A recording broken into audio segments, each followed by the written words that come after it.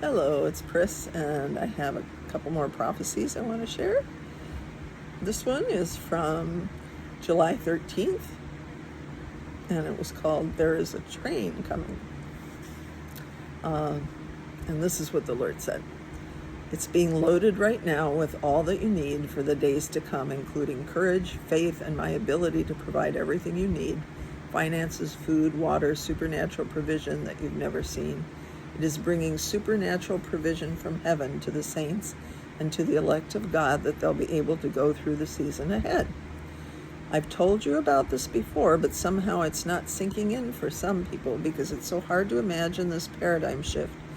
There will be a time of turbulence. He hasn't told me how long or anything, but then there will be a time of restoration of the government of the church and of the nations. Okay, so then 7:14, around 12:15 a.m., I was listening to John Wilde's leading worship.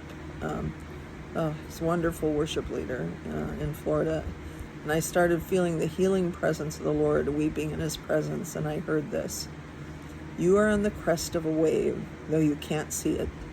The billowing waves are starting and will increase in strength and power till they overthrow the dark spiritual princes of the earth that have sought to replace my creation. I am healing your inner core, the heart of your soul. Every room of your heart will be excavated till all the pains, emotional and physical, are healed and all damage reversed. My love will overpower those willing to rest long enough in my presence to receive it. This is very important. You have to know how to rest. You have to know how to just be still in his presence. It's sometimes a hard thing to do for people who've been, raised with perfectionism and always having to be busy doing something. Anxiety is something that the enemy tries to put on us to keep us from being in his presence, or make us busy, or else make us too busy to have time. So it's really important to just rest in his presence and worship and allow him to change you, to touch you. Sometimes all it takes is just being quiet before him. Okay, so my love will overpower those willing to rest long enough in my presence to receive it. I am determined to recover my own as I pour out my love. Even in the midst of darkness, as it was when I came to earth and the Roman Empire ruled, will I do startling things to dismantle the powers and principalities trying to subdue you and keep you in bondage. The bondage breaker is coming. Whoa, ho, and those wrapped in his chains will be freed. I will empower you as well with more authority as I break your chains to do the same for those around you. Nothing will be withheld from those willing to choose me over this world. And that's the end of that one. And the next one that I got was on July 23rd, called Burrows and Hilltops. The Lord said, there is nothing I will not do for a radical lover. I have drawn and nurtured and delivered you from many evils in the world. There is nothing that can stop the prevailing winds of change that are coming upon the world. Escalation has been happening on a scale that is faster than other times in history, and we've seen it just in the last couple weeks, incredibly. Evil has grown extensively throughout the earth through secret societies and the armies of hell. They have gone unchecked because for years the church has been compromised and lost its first love. Men have gone after the lusts of this world. False doctrines have grown proportional to all the idolatry to mammon in the church called by my name. Leviathan has corrupted the minds of many, unable to resist the temptation due to insecurities and wounds that were unhealed in people. Mammon comes from the Greek 3126 in the Strong's. Mammonas of Chaldee origin. It's confidence, i.e. in wealth personified. Mammonas is avarice, deified. Avarice, deified. That's pretty strong. That's mammon. Avarice is excessive or insatiable desire for wealth or gain. Greediness and cupidity. I'm not so keen on the cupidity. I'm not sure how that, I didn't look that one up. Okay. The church was admonished to not forget the poor. Yet in this hour, the Lord said, much of the church has totally forgotten that admonition. And besides that, there is selfishness even towards those who are the most humble and compassionate. The tithe was for the poor, not to pad the pockets of already wealthy and provided for. America, you have need to change your prayers, for there is a bastion of selfishness, apathy, complacency, and somnolence over you because of the corruption at the head of your nation.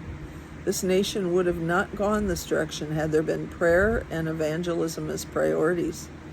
So I have wept over you. I have prayed along with those who do pray, and I have kept for myself a remnant of people who know their God and who are willing to lay down their lives, and whose sufferings have accomplished what the heads of many churches have not been able to accomplish. I will arise on behalf of this nation's remnant, and I will restore all that is needed to save it. The outpouring is close at hand. Nothing will be able to stop it. Though they are trying to afflict all my prophets and apostles, teachers and evangelists, pastors, intercessors, they will not be able to stop my power, my glory from transforming all I choose to pour it out on. I'm looking at the love you have for one another, beloveds. By this all men will know you belong to me, I said. This is the measuring stick used. Are you able to forgive the one who hurt you? Do you yet love your enemies?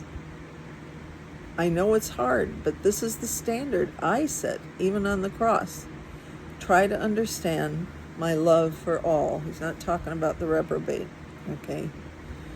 But those who, have misunderstood you and have hurt you.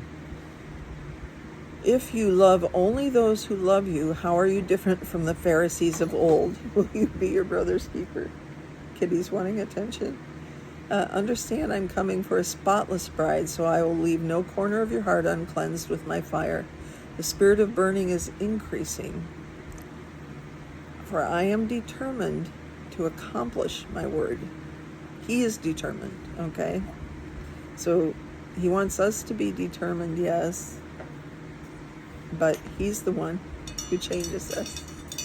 Do not hide and burrow yourselves in your work or your own little world any longer, beloveds, for I want to bring you to the hilltops where you can see more clearly my perspective, all that is happening. The father of lies has multiplied his wickedness through many channels, but I am about to upset his apple cart, so to speak. Love and truth will prevail over the darkness around you. Be eager to speak my truth to your neighbors and strangers in the marketplace, or wherever you encounter them. Justice is coming to those wicked who are reprobate in their hearts and will not bow to me even with what I am about to do. Your Jesus. And that's the end of those two words. And references are from Isaiah 2:10-11, Isaiah 28:17, Deuteronomy 32:10-14, Jeremiah 31:2-6, and Ezekiel 31. I use the Message Bible. It's a little bit different, but it's very plain English, for this hour. And that's the end of that. Okay, my cat's knocking over things because he wants attention. So I'm going to go before I start another one. Okay, God bless you guys. Much love to you all. Pray for me because I was short $500 for rent. It's been really a little more difficult lately, and I don't normally ask for money because God will always provide. But today somebody came through, and I am much relieved, and I appreciate though prayers for more supporters, for those who can afford to do so. God bless you guys. Take care.